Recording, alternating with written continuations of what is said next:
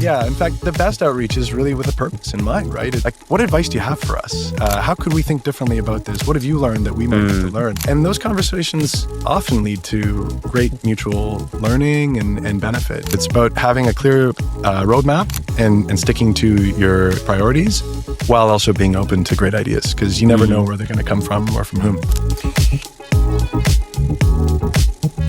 I think one thing that we should and need to stop doing is investing so much in like the grade. And one thing that we need to start or continue doing is really valuing assessment as this really dynamic process of learning and feedback and collaboration between the student and teacher, because that's actually what impacts learning. It's not the number at the end, the report card, the whatever.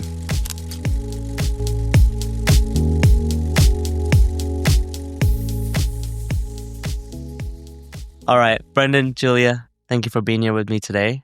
It's really exciting. It's my first episode I've done with two guests at once. Okay. So I hope I don't mess it up, but I think we'll have a fun time. We'll try not to mess it up. We're in good hands. Yeah. Thanks for having us. Yeah, totally. Absolutely. No, I'm super excited. Now, before we jump into all these questions and all the fun stuff, for our listeners that haven't had the pleasure of meeting you, could you share a minute or two of a quick intro? Tell us about your background, your story, how you got into the world of education and where you are today. Brendan, we'll start with you. All right. Thanks so much. I'm Brendan Dellandrea. I have the pleasure of serving Upper Canada College as its Vice Principal of Advancement.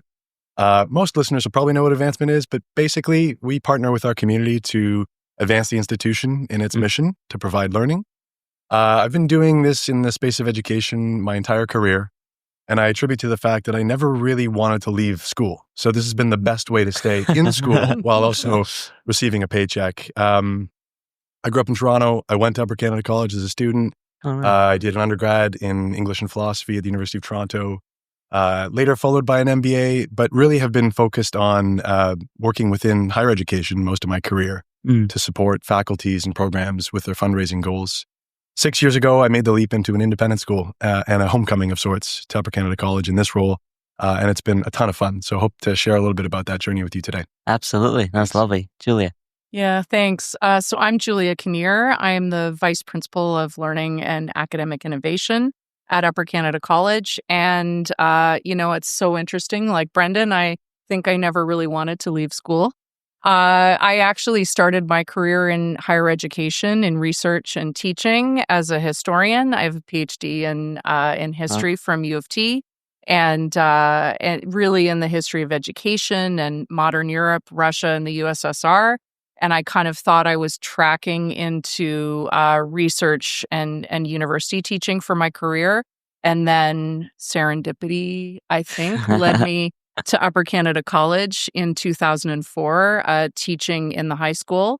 And from there, I've really had a chance to grow along with UCC in a variety of roles, teacher, advisor, department chair, and then coming to serve my current role where I have the opportunity to oversee our learning program in all of its aspects, the classroom, curriculum, our outdoor school and experiential program at Norval, our work in wellbeing and pluralism, and student support. So it's been an incredible gift to be at the college. I grew up in Nova Scotia a really small village, and I was an only child, and school was just a huge outlet for me and a place where I could learn a lot about myself and the world. And so like Brendan, I kind of just never wanted to leave that. And I wanted to be a part of that for other kids. So that's kind of how I've landed where I am. No, I absolutely love that. And Julia, I know, so you've been at UCC a long time. Yeah.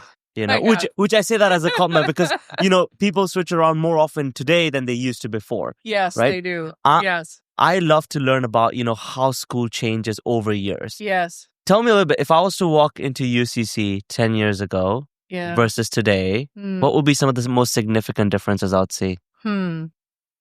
That's a really great question. Maybe I'll start with the things that I think you would find would be the same. And they're the reasons that have kind of kept me at the school for as long as I have been there.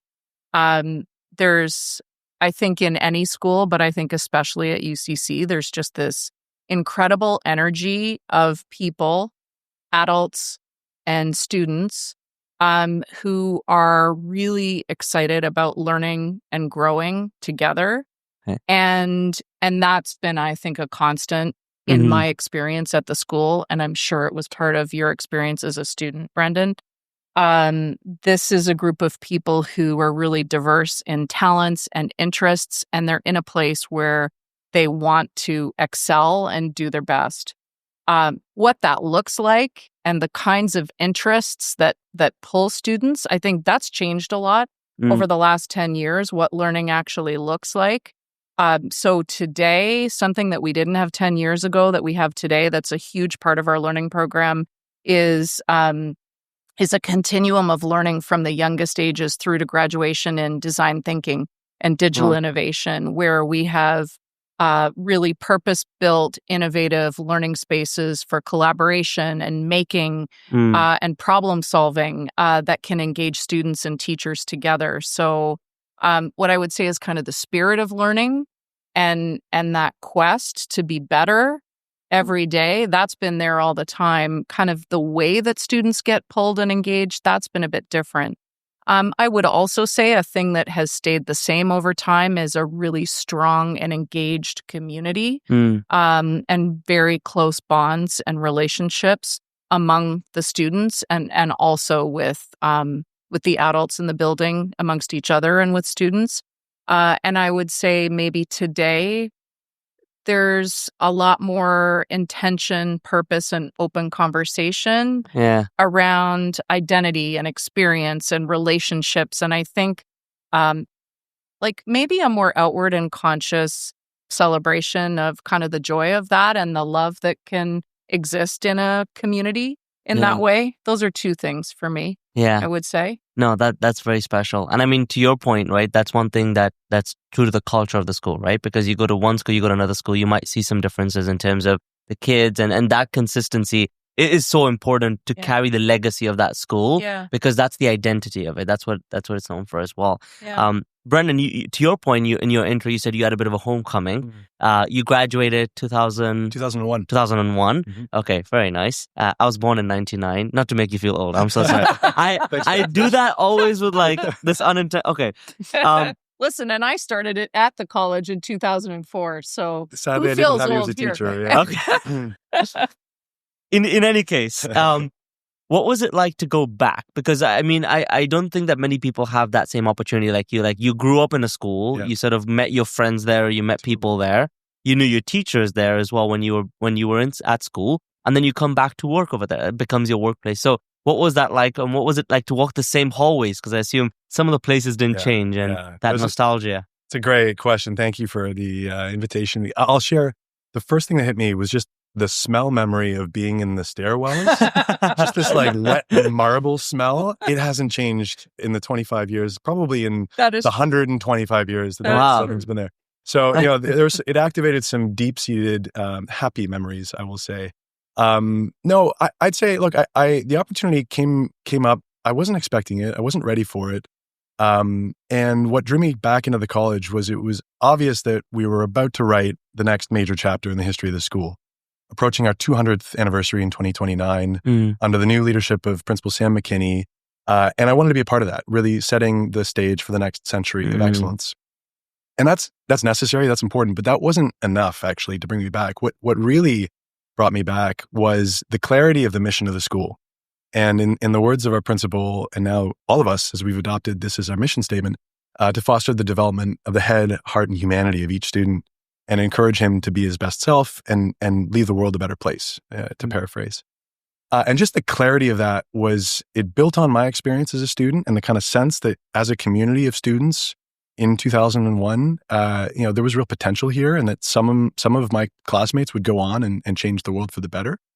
But just the clarity of having that as the mission and the focus of Julia and every other member of the senior leadership team and the faculty was really exciting. And so what made it different to my prior educational experience in higher ed is that, for better or for worse, a lot of higher ed's focused on the intellect, right? We're going to teach you the knowledge that you need to go forth and be a good citizen, to be a leader, to be successful, etc. And the kind of humanity and the personality development and the well-being of students Only recently in higher ed has that become part of the state admission, whereas it's been fully baked in from the beginning at Upper Canada College, and has only gotten clearer and stronger in our history. So to be back in the assembly hall 25 years or so later, my math's off, but 20 years later, and to kind of see the experience of the students at that time, and to hear the head of the school in his speech to assembly hit really clearly on the notes of what makes for a healthy society, a healthy community. Right. His assembly speech just really hit me at that time. And I thought, wow, this is very different. And how special to have this group of students being mentored and taught by this group of teachers. So that as a homecoming was both familiar, but also opened my eyes in a way that I probably didn't really fully appreciate as a student, just how much of the messaging and the experience was really aimed at developing young humans in addition to educating them. But to now be a part of that and see that with the benefits from experience, I feel like it's never been more important or urgent or necessary. And it's a real privilege to be a part of that. Yeah, absolutely. And, before I got into the world of secondary education with the schools, I think I had this perspective about what I would expect kids to be like today. Be like, okay, these kids are always on social media. They're always doing this, always doing that. I came in with this perception of what I thought students would be like without any experience in it. And then I got to work with a bunch of them, and they're incredible. And I realized how at least me as an outsider at that time, often underestimated what someone at high school could do. And I want you to share a little bit, because you've spent so much time at UCC, and I know for a fact that the kids are incredible because of the reputation, the rigor, and everything that surrounds it. For those that listen from the outside in and aren't really sure about, what high school students are like, what have your experiences been like? Is there a story that really, stands out, that makes you smile, that you remember that, okay, that was something so incredible that this kid did? It wasn't on the script, guys. That's on me, yeah. We're just thinking, how do we go through all of the stories succinctly? I'll share this idea of service and service leadership. Again, it's always been part of the UCC's DNA. Our founder really believed in service as an important value, and it's only evolved and gotten stronger as we go. What continues to kind of impress me about our students is they're engaged in a very rigorous educational program. The IB is a challenging program. Absolutely. And so attending to that, while also part of what we value is connection with co-curriculars, the arts, athletics, clubs. So they're going deep in involvement outside the classroom. And then many choose to go even further and take their interests, their passions, and into the community and to actually undertake service projects, some of which are incredibly ambitious and large scale. We've had students establish nonprofits with the goals of addressing climate change through applications of AI and computer science. One student, Lucas Allen, recently held the largest AI hackathon for climate change. Oh, wow. Recorded just a few months ago. Incredible. It is incredible. And so here's a student who's attending to the rigors of a program and trying to make a broader impact while they're finishing their high school diploma. So there's one example. There are many others across all kinds of domains, but that level of initiative and can-do-ness is inspiring and part of what we're trying to foster intentionally through how we develop a program at the college. Yeah. And I think those are great examples. And what your question also sparks in me is thinking about some of what our youngest learners can do. So students in year 5, working on projects together, which they have an opportunity to do through the primary years program, and just the depth of the questions that they have and the things that they want to know about and the action that they want to take to better the world at that age. So our students in year 5 will work on collaborative projects called the exhibition as kind of the culmination of their primary years experience. And we have students who really get invested in topics related to animal protection or climate action, management of kind of waste within the school or within the city.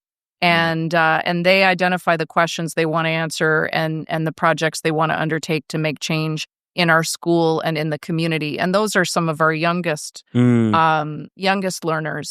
and I would say Brendan and some of what he has shared is really talking about, the intellectual capacity of our kids and their capacity for service. What also really impresses me and maybe might be counter to what people would perceive about students at UCC, I think is the real warmth and care that exists in the community amongst the students for one another. Yeah. You might think it would be very competitive and individualistic with students out for themselves and trying to reach a particular external marker of success. And I think what keeps me so connected to the community is the way that we see students care about one another, and that is really, I think, above all of the pursuits that they have. Is just their desire to be part of a strong and thriving community where everybody feels like they belong and can do their best and be their best. Yeah, absolutely. I mean, I did the IB program. You did? I did. Okay. Where did you do it? In Uganda. Okay, amazing. Yeah, it was hard. Yes. Because I came from the British program. Yes. And then I moved to IB only for the last 2 years. Oh, gosh, okay. So that transition was like hell. Congrats, though, you did it. But, when I look back, and I remember when I went in at UBC, I studied my undergrad there. Yeah. My first year was relatively a lot easier than my peers. Yeah. And it wasn't because I was smarter or anything like that. It was because I had just got so used to the workload or managing my time or getting stuff done quick. Like, you just build those reps. Yes. And I think when you do it for the first time, which is an IB, it's like, oh my God, why did I do this? And then you go into uni and I'm like, oh my God, thank God I did that. Because look at those guys, right? And so it's sort of this moment of but to your point, I didn't even have time to do anything beyond that. And so for kids to be able to find the willingness and that want to, not have to, right? They actually want to invest in this. I think it speaks to the culture at the school as well. Both of you have very distinct leadership roles, but both equally important. Brendan, you're around community building, growing the financial support for the school, and Julia around student success and how students learn as well. How do your two worlds intersect if they do? Do you guys meet each other often? Like, how do those two worlds intersect? And this is just a pure curiosity question as well, because they're two distinct leadership roles, both of different importance as for the students. So how do they intersect? Yeah, they're intersecting a lot right now in really exciting ways for the learning program of the school, I would say. Totally. Like you gave us some of the topics, and I was thinking about this. We're in such an exciting moment in the college's history where we have some incredible ideas about how to innovate our learning program, but they require resource and support. And so, they also require maybe permission to dream and be as aspirational as we can be. So that's where Brendan and his team come is in kind of helping to set the conditions for that and connecting us with a community that has incredible ideas and resources. And you have really encouraged, I think, me and the people on my team to not be maybe limited by where we think we are right now in the resource that we have. But if let's imagine that we took away all of the practical barriers and constraints. What would we do? What should we do? Right. And so those are some of the conversations we're having often, and some of the exciting things that we have in our learning program that are a couple of which are launching really full force this year. A Lang Leadership Lab, which is going to allow us to really focus on the intentional cultivation of student leadership from kindergarten to year 12. And our first kind of cohort entering the IB Diploma Program Systems Transformation Pathway, which is going to be learning of a very different kind in the senior years. Those two things, which are very aligned with the school's ethos to educate learners for lives of leadership, service, and impact, but are doing it in a very innovative way that I think is going to really lead in education. Those things are possible through philanthropic support, the support of our community, support and engagement of our community that really is what Brendan and his team are bringing to the table.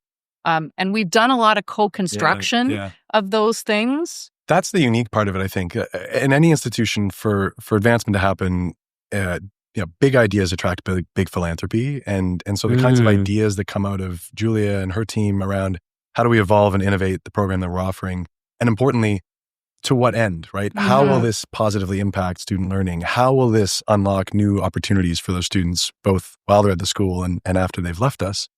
Those ideas are what motivate the philanthropists who, on my side of the ledger, we're developing relationships. We're telling them the story about where we've been and where we're going. And we're looking for those opportunities where our priorities mesh with their goals and their interests as philanthropists to have an impact through donations to education.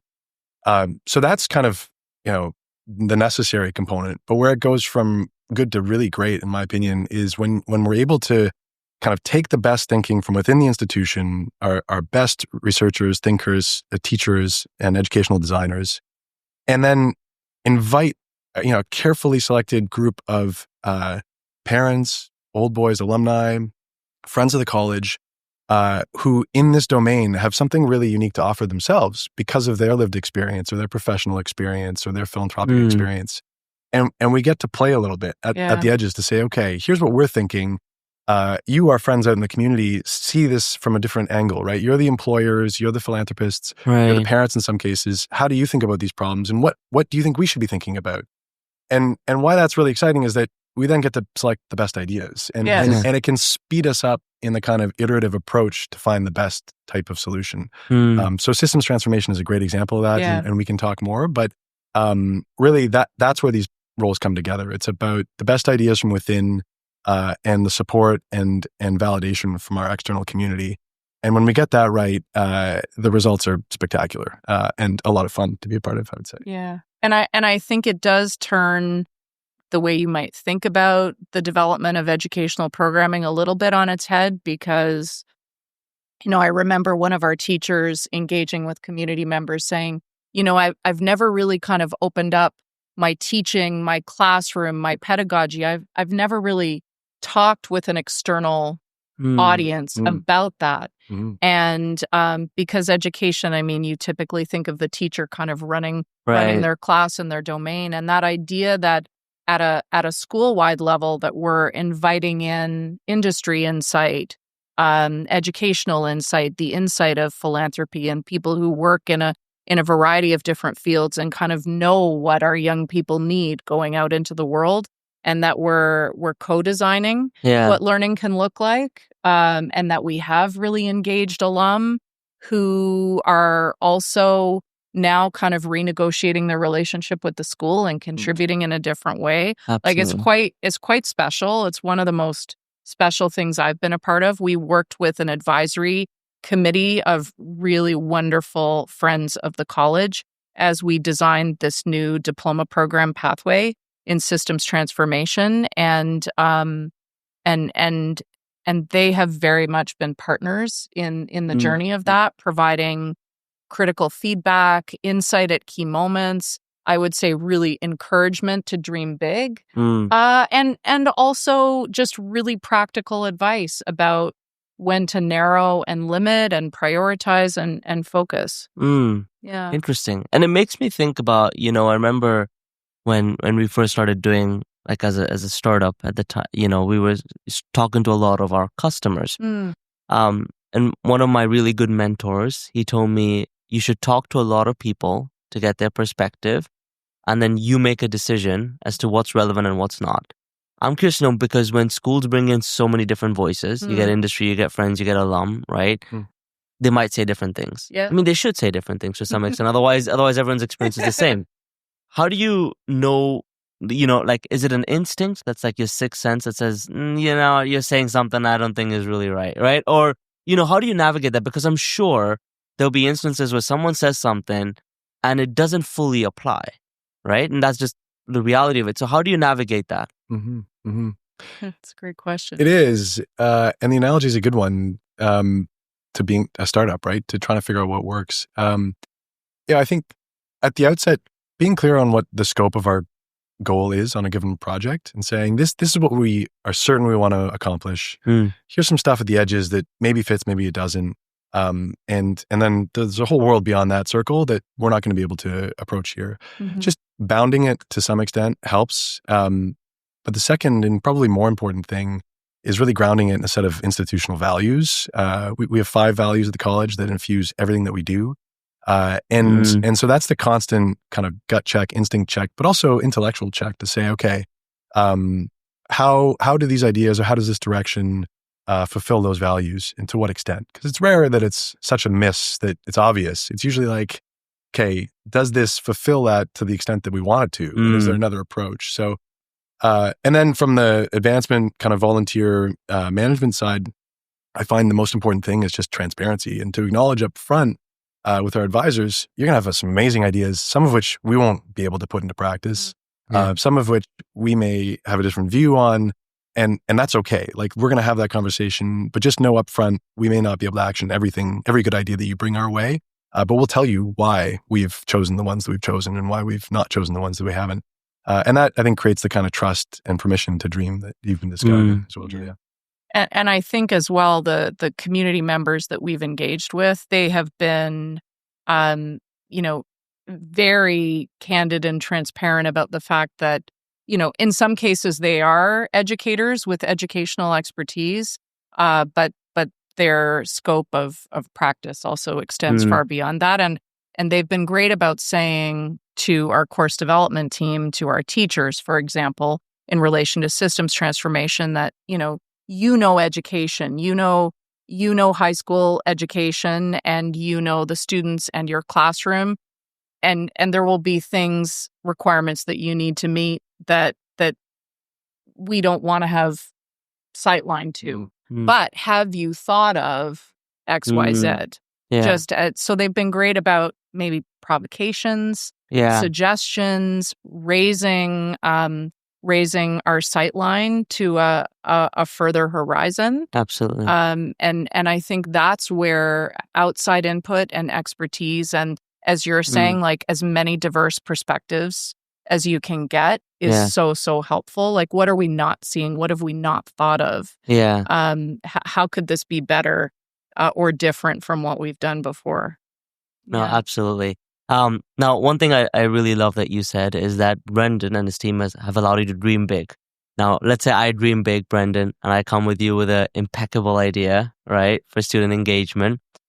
For someone that's listening, that's curious about what is your sort of like mental model when it comes to advancement and raising resources to be able to fulfill those ambitious ideas, things that aren't very obvious to people on the forefront. What would you say? What was your secret sauce, in other words, is what I'm trying to get to? Well, it's I think of it as a tension, a productive tension. So on the one hand, it's absolutely critical that an institution have a really well-developed set of priorities.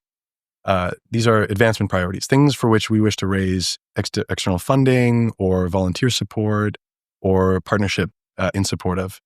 And that those priorities be really not just embedded within, but to a certain extent, they are the institutional strategy, right? They are the ways in which the school, the university intends to continue to improve, to attract the best students, the best faculty, and to deliver the best possible learning experience. So with that priority list comes, again, a scope that you have a sense of what's in scope and what's outside of scope. And that's important because there are times when really good ideas come to us that are not on strategy or are not a high priority. And we need to have something to refer back to know whether or not they meet the criteria for us. And if they don't, to explain that. So that's on the one side. The secret sauce is have a great strategy, have great people in the institution from the principal down thinking about what it will take to continue to be excellent.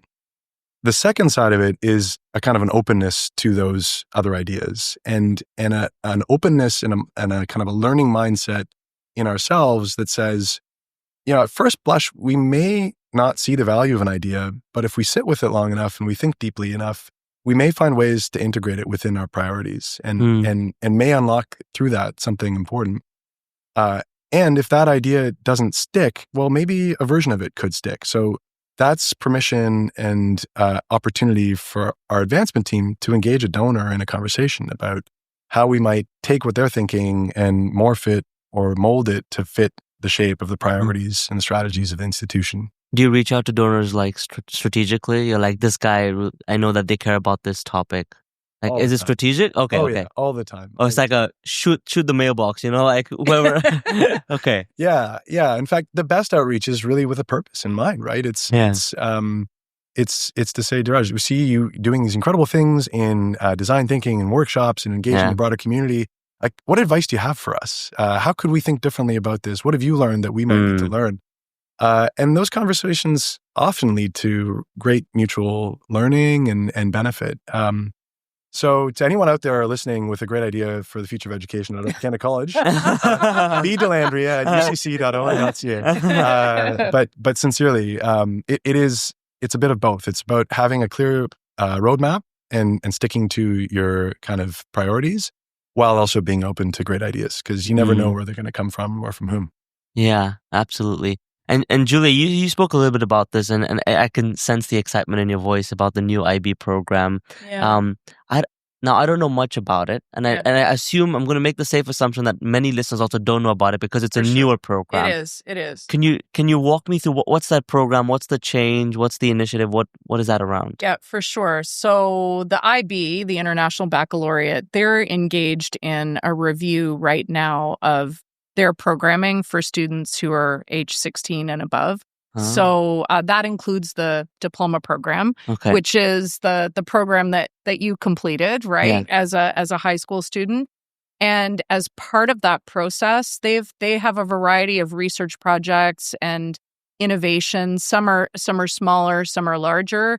The IB diploma program systems transformation pathway is probably one of the biggest innovation projects that they have underway, and it's really a pilot pathway to the IB diploma.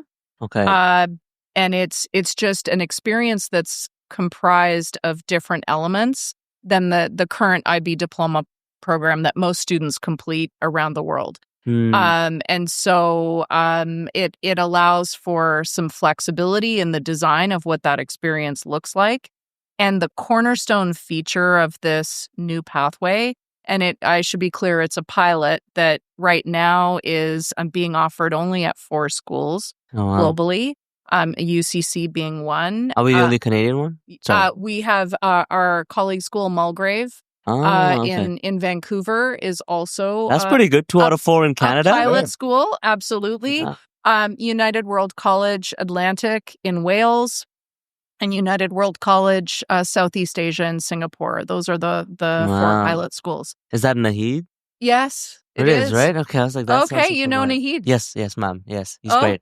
He's lovely. He is lovely. Yeah. He is lovely. Wow. So in any case, what IB has done is it has approved us as a collective of 4 schools to implement a pathway that leads to the IB diploma, but it's sort of structured differently. The cornerstone of the pathway is a kind of mega course, a major almost, that students do in something called systems transformation.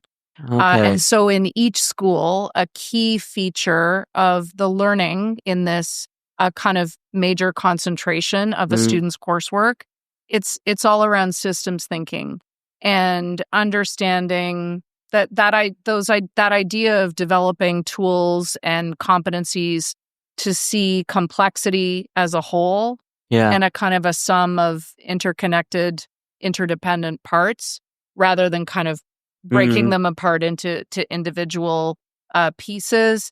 And it's transdisciplinary. So, the diploma that you completed, which is still it's a highly regarded, rigorous diploma around the world.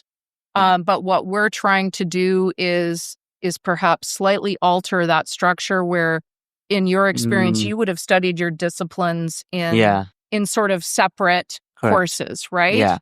And in the systems transformation pathway, a third of a student's coursework is in this one course that sees a lot of disciplines coming together. So it's not just science or the humanities It's sort of a transdisciplinary approach. It's focused on building the mindsets of systems thinking.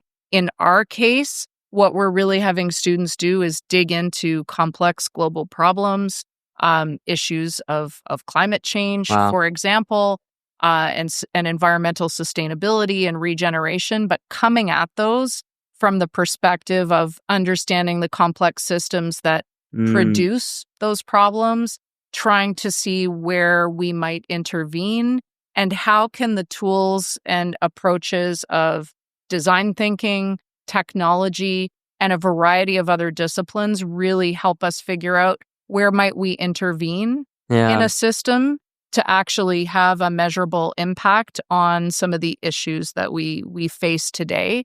And so it's a very problem-based, action-oriented, kind of project-based, experiential experience that students will have in that course, which is a little bit different than many of the IB subjects where you're focused on a single discipline, you're working on something in using disciplinary tools, and in most cases it's leading to a culminating exam at the end of the course. In the case of this course, you're really much more focused around problem identification, project work in a really collaborative way, bringing together the tools of different disciplines, and then reflecting on that journey together. And it doesn't culminate in an exam in this case.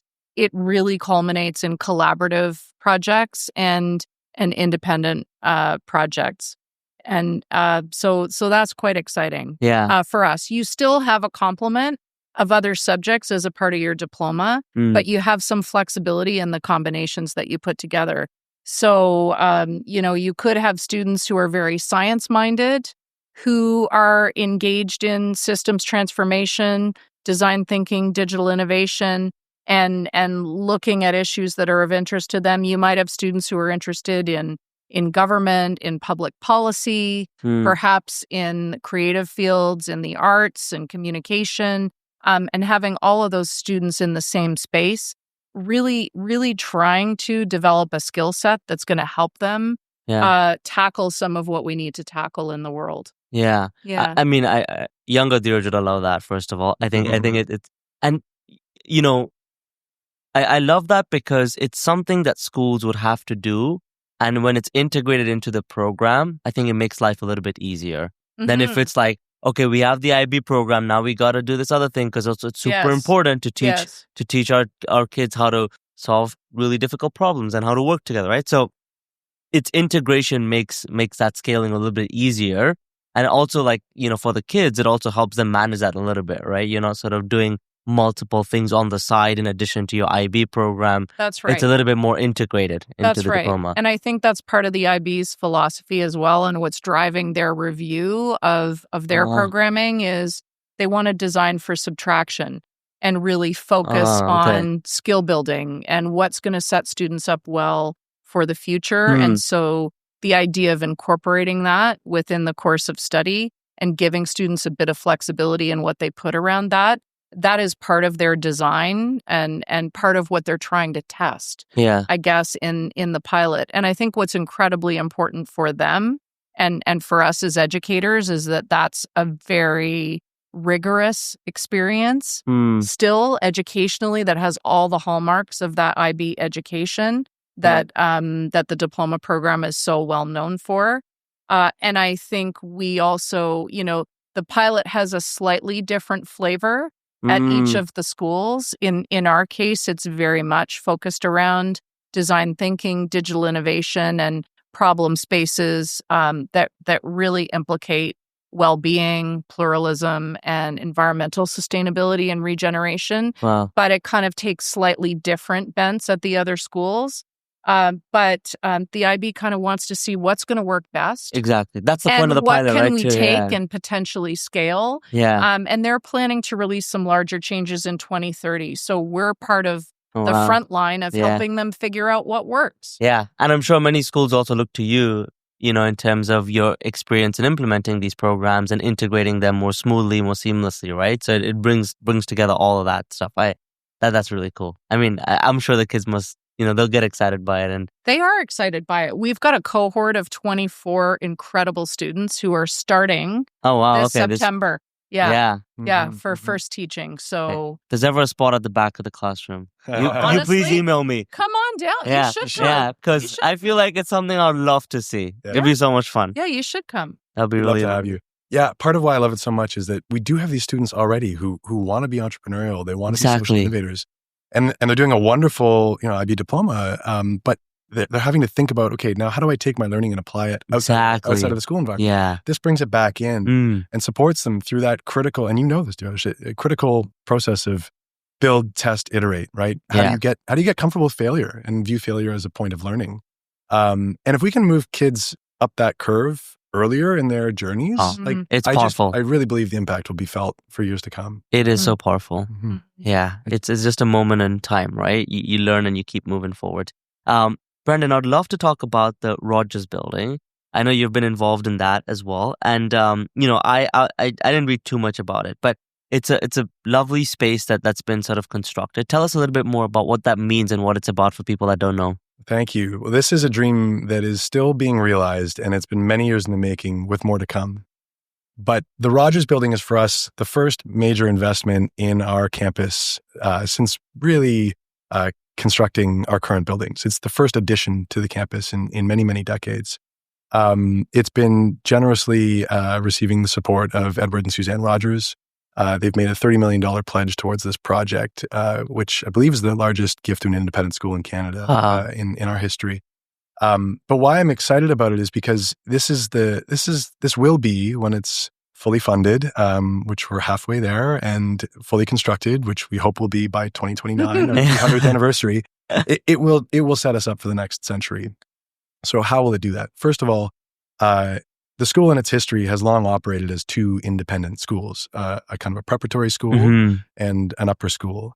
That distinction is really an artifact of the past. We now have a DP or an IB curriculum that spans from the earliest years in senior kindergarten, soon to be junior kindergarten, all the way to graduation.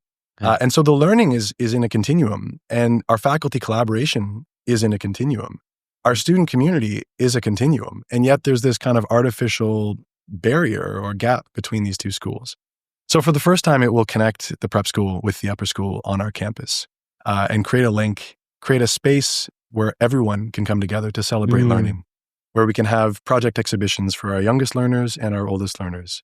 But that's really just the beginning. It also enhances our ability to deliver a top-tier athletic program with new athletic facilities, a 25-meter competition-ready swimming pool, a new double gym. It creates a single dining hall where we can consolidate the kind of important social activity of dining together. Yeah. How many great ideas were born over a cup of soup? So really bringing our community together for that purpose.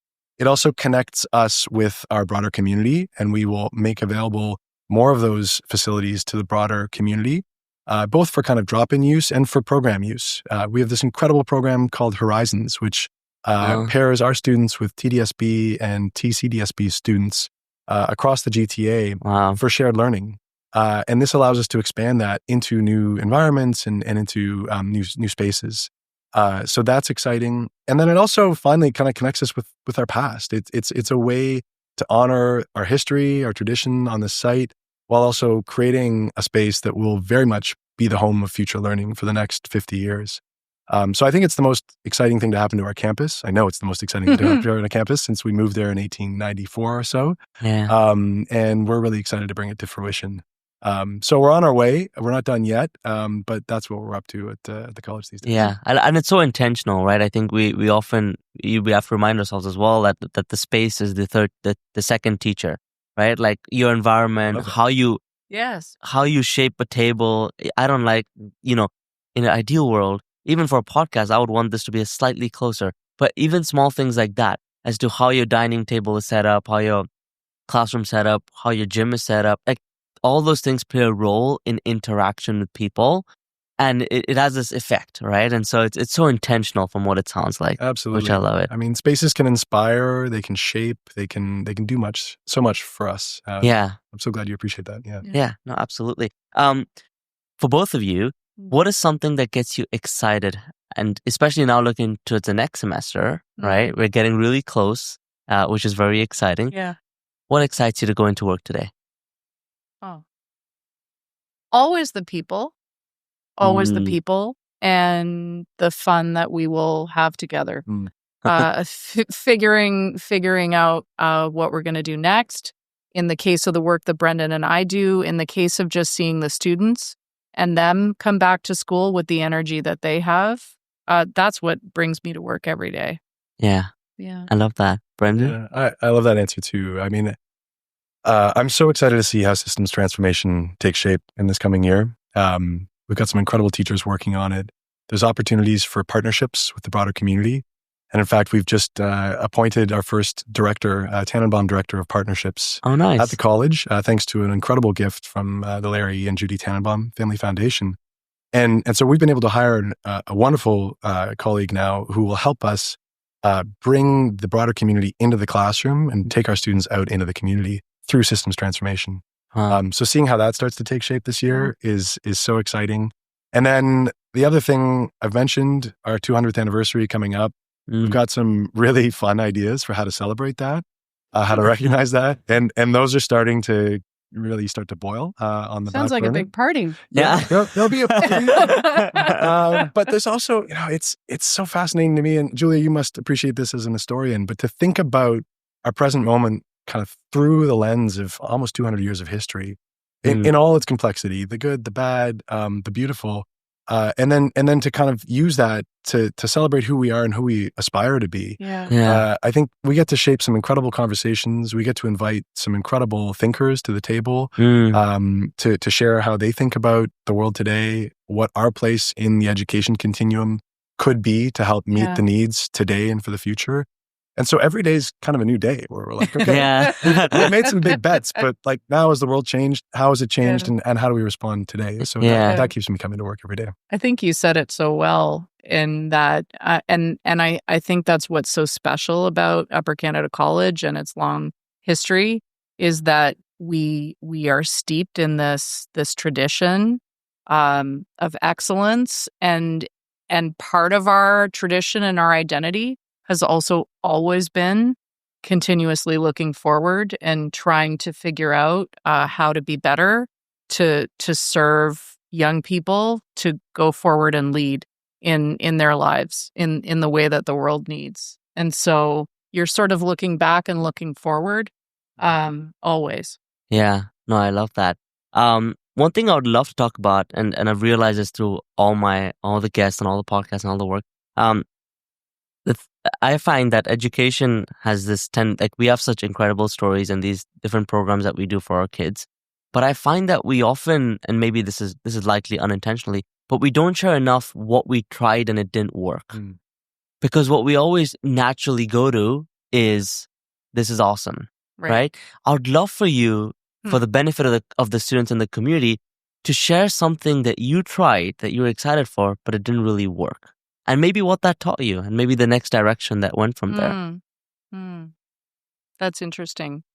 Well, I'll say as a young teacher, my perspective probably was, and it makes sense considering that I came from higher ed and an academic background, I was probably of the mindset that content was king. And so I would really very relentlessly kind of prepare and craft learning experiences around that disciplinary content and expertise. Right. And what's really interesting is that sometimes the lessons that you spent the most time preparing and trying to think through are the ones that really just completely died in the room on execution. And so probably it's a little more what I would understand today is when you let go a little bit and when what you can bring to the table from your disciplinary expertise is like a great provocation. Yeah. And that can be easy. It can be anything. It could be a small extract from an article that you read. It might be, a video that came through on your Instagram or that you have seen. It could be a piece of artwork, it could be a photo, and you kind of use that as a way in with students to get them to ask questions and to get them to kind of drive the learning. Yeah. And that you can then maybe use your grounding in the discipline and your skill as an educator to sort of shape what happens next, to facilitate finding out more. Yeah. I would say that's probably what I've learned as a teacher over time. And when I started out, I try and think about some of those lessons that I really invested a lot of time in and preparation. Sometimes going in cold with just an idea and then inviting students to the table and figuring it out together. Yeah. That's really where some of the best memories I've had as a classroom teacher have been. I love that. Yeah. And I love that because I think as educators, sometimes we feel the need to go over prepared. Totally. Right? We're like, we got to have everything. We got to get our content. We got to have our the slides. Stuff. Right? And so it's hard for us sometimes to say, right. Today I'm not going to do that. Right? Today I'm just going to go and I want to get to this XYZ outcome and we're going to figure out how we get that together with the kids. Right? It's risky, right? It's unpredictable. It takes more time. Yeah. Stand and deliver, right? Absolutely. But that is where the real learning happens. Yeah. Yeah. I love that. Great answer. So I'm thinking about some of my experience, and some of the best advice I heard along my way was from an entrepreneur who said, fall in love with the problem. Don't fall in love with the solution. Right. Because if you fall in love with the solution, the blinkers go up, you kind of start to ignore other possibilities.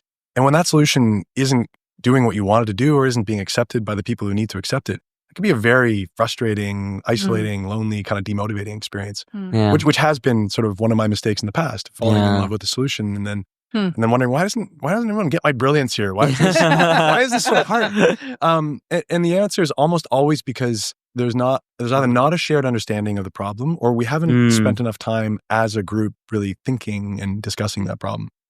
And so when you love the problem, I mean, the goal is still to solve it, but when you love the problem and thinking and talking about the problem, it just opens up a wider door to communication, to collaboration, to different ideas.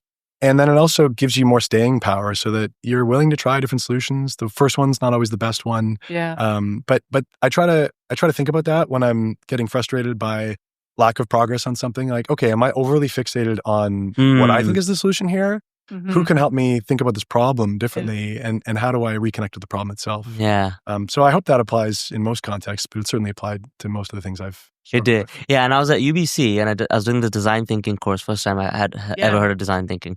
My professor, a lovely, lovely lady, her name is Darini, and she bought in Purdy's chocolate, and we had their CEO and stuff there. Food helps too. Yeah, food helps. They got their new vegan chocolates. They just launched at the time. It was a course over a semester. Yeah.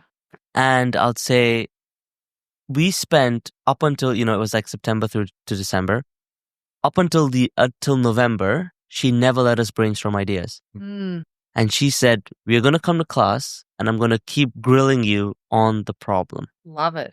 And I was like, what are you doing?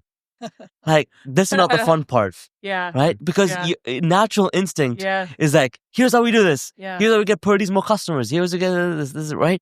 And it's like this initial like instinct. And she just grilled it in our mind that if you spend enough time with the problem and you try and grill through that, the solution's going to come itself. You don't need to brainstorm and sort of like have this large session, right? It will naturally, you will find the solution with a lot more clarity than when you obsess over it. And that's when the 80-20 for me flipped. It's 80% problem time, 20% solution time, not the other way around. Right. So I really love that. It applies to a lot of things today. Yeah. Well, I hear two things in that, right? I hear, how we can be very individualistic in how we kind of approach learning and problem solving. And I hear the attractiveness of the solution, of the answer. Like, let's get there and I can get there and I can have it. And you're talking about like ceding control, right? Yeah. Letting that go and actually bringing more people to the table and getting out of your own head and kind of getting together around problem understanding. Yeah. And even for the kids, that's why we need good facilitators, right? 100%. Because then you send to them around the right things. That's right. Well, and to your point, you need different spaces for that than maybe we learned in the past, right? Yeah. They need to be more open, more transparent, more flexible to enable that kind of learning. And this is like systems transformation in a nutshell too. Yeah. Because there's a myth that innovation actually is about invention. It's the lonely, woman or man tinkering in the basement, coming up with this brilliant idea that they just need to reveal to the world, and suddenly solutions don't work that way. They have to be embraced by users, by communities, by government, by others. And so this idea that innovation actually comes out of these, as you describe it, sitting with the problem, socializing the problem, building alignment, so that when the solution presents itself, the system's primed, right? Yeah. I think if we can instill that in more of our students so that they don't fall into the trap of the inventor, but follow the path of the innovator, I think that'll be a good outcome too. Yeah, I love that. Just trying to solve a problem, right? I don't know if you all know the story of Virgin Atlantic and how that started, but it was Richard Branson is the founder. He missed, he was going to see his girlfriend, and that's not who he's married to, but he's going to see his then girlfriend. I was going to say which one. Things happen. And his flight got cancelled, and he really wanted to impress her. So he got a big board, and he called up, he wrote flight to, I don't know where he was going, and he just went to all the passengers. The flight was cancelled, and he got 10 of them, and they took a small little jet, and they went. And on that board, he wrote Virgin Atlantic.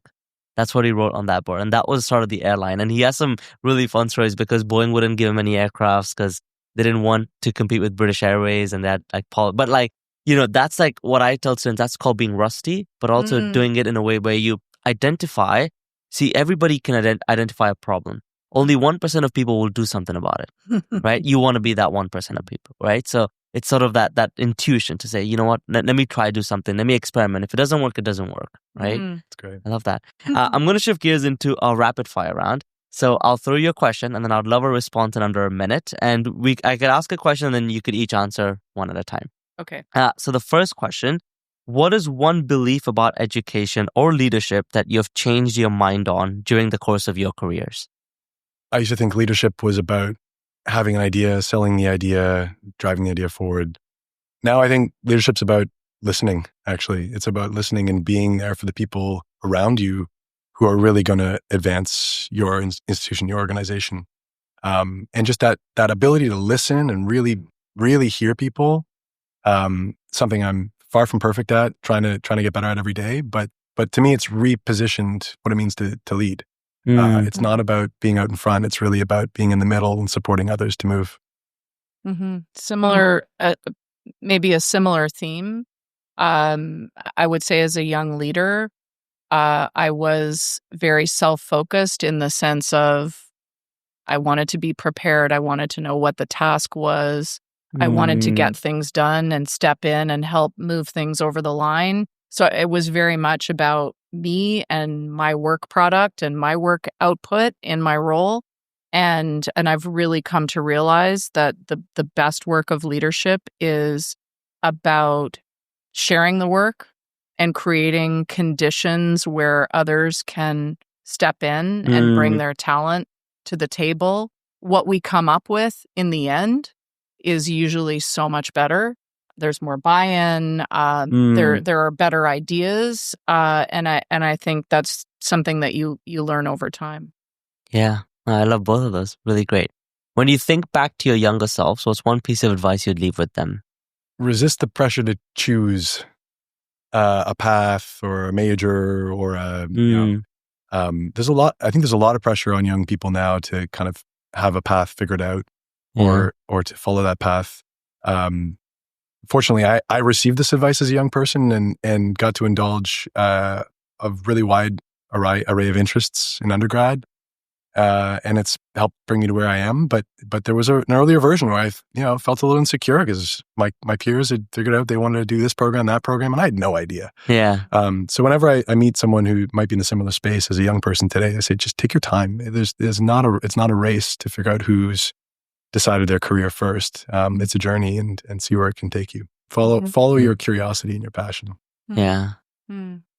I think let go a little and try not to be so focused on determining the outcome or maybe having a predetermined outcome in whatever kind of endeavor you're in. Give things a bit more space, and know that you don't have to fill all of the space with your work output or your ideas, but kind of be in a more collaborative kind of zone, and be okay with things not being certain.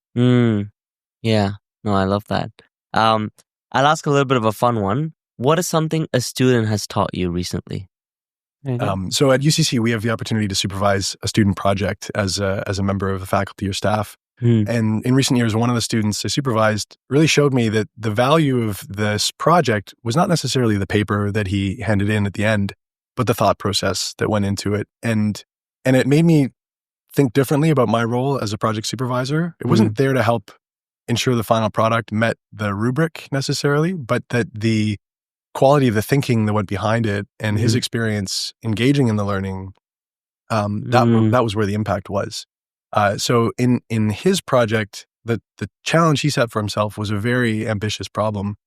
And just the quality of the reflection that he put into why he chose that version of the problem, how he was thinking about it, how it connected to other issues, really impressed me. And so it was kind of a reminder to me, again, back to, don't fall in love with the solution. It's the reflection along the way in grappling with some of these challenges that is often the most lasting, benefit to the work. It's not the final assignment. It's the thought and the growth that goes on behind it.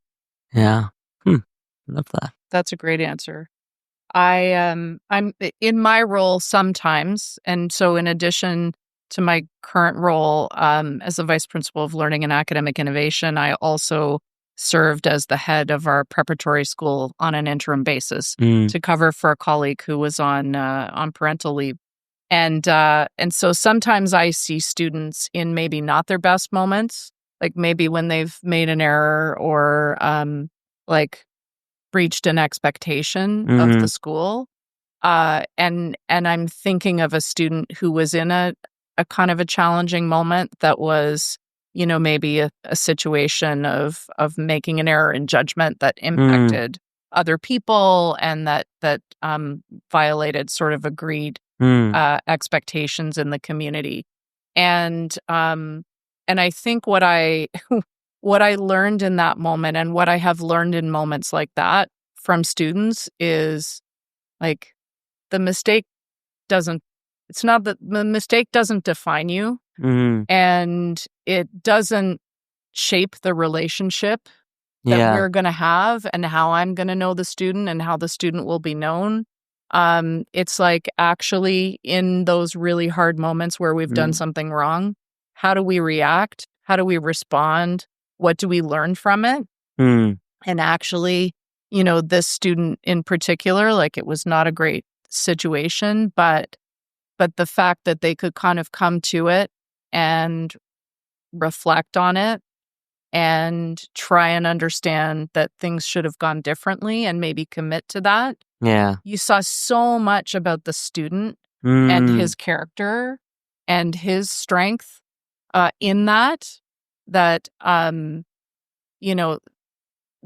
given me a lot of perspective on young people as they develop. It's given me a lot of perspective on understanding adults too. Yeah. It's not about what you did. That's not your defining moment, the mistake. It's what did you do after? Yeah. And how did you respond and how were you different the next day? Yeah. It's a great story. No, that's a really nice story. I love that. My final question on the rapid fire. When you look back at your time here at UCC years down the line, what is something that you would really love to be remembered for? I'd love to be remembered for helping to shape our learning program in a way that has helped our young people, our alum, go into the world and make it better. I've been thinking a lot about what it means to be at an institution with 200 years of history, and really, what I aspire to is to be a part of the continued upward trajectory, right, of that institution, that it may continue to excel for the next 100 years, 200 years, 300 years.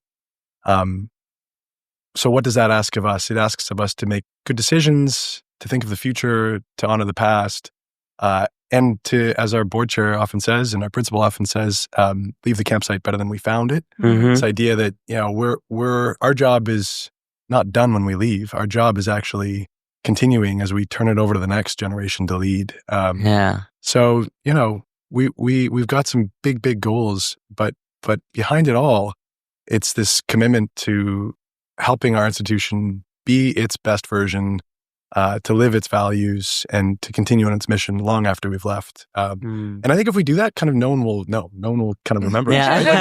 Like, you're just sort of like in the background making it happen. Yeah. And that would be totally fine. That's Yeah. powerful too. Yeah, it And is. equally important, Yeah. Yeah. you know? Totally. Yeah. Absolutely. All right. I'm going to shift gears to my final segment here. It's a little tradition that we have called the final question. So we have guests from previous shows leave a question for our next guests.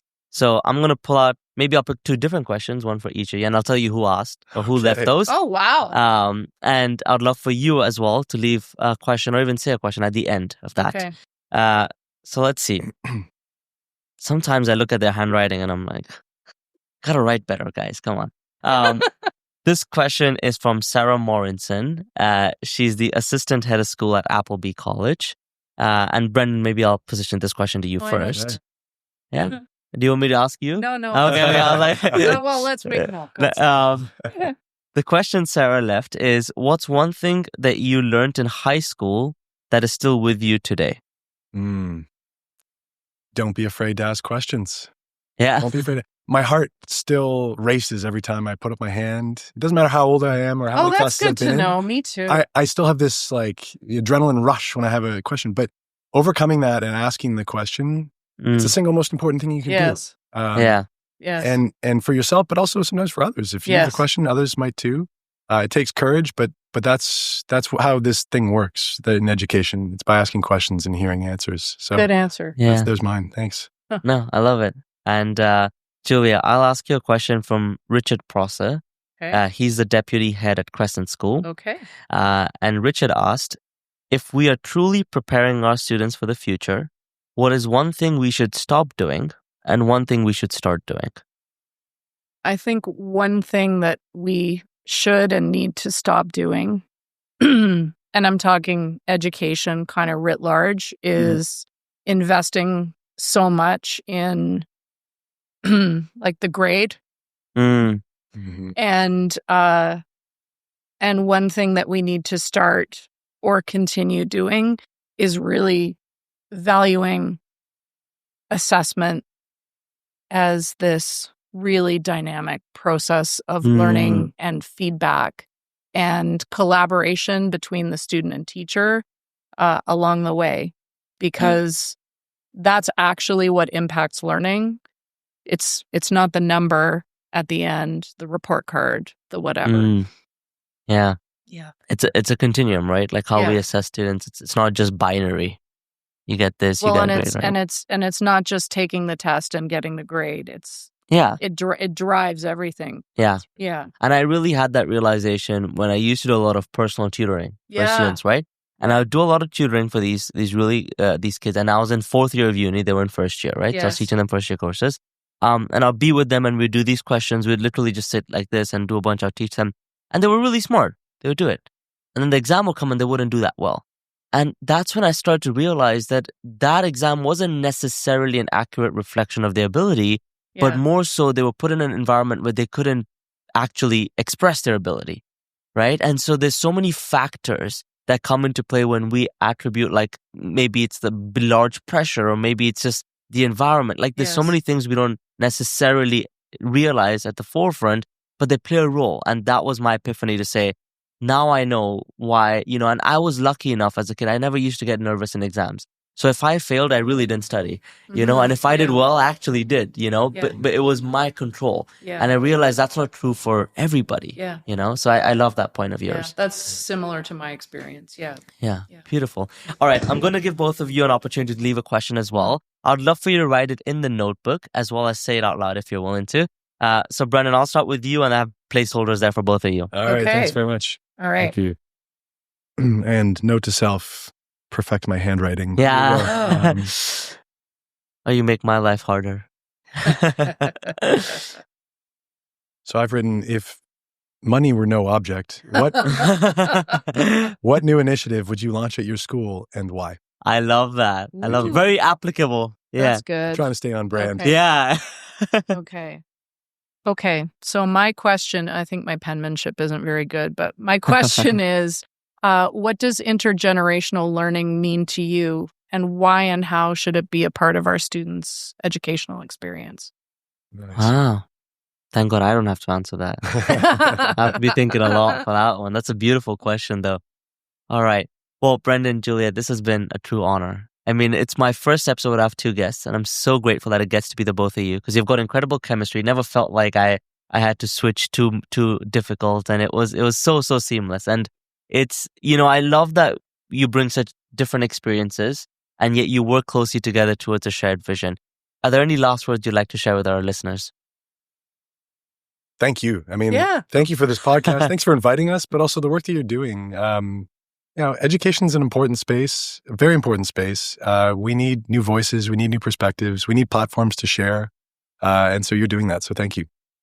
I appreciate that. Yeah, thank you. I love your curiosity and your questions. And I think you're also trying to, even in the questions that you have had others leave, you're also building connections between educators in the community.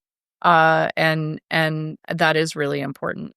I hope so. And I hope that stays true. And I get to have fun, which is the most important part of it all. You're good at this. But I appreciate it. This has been a joy to do. Thank you. We'll look forward to the next one a few years down the line. Thank you. Right. Thank you so much. Thank you. Thanks, Julia. Okay, thanks. Thank you.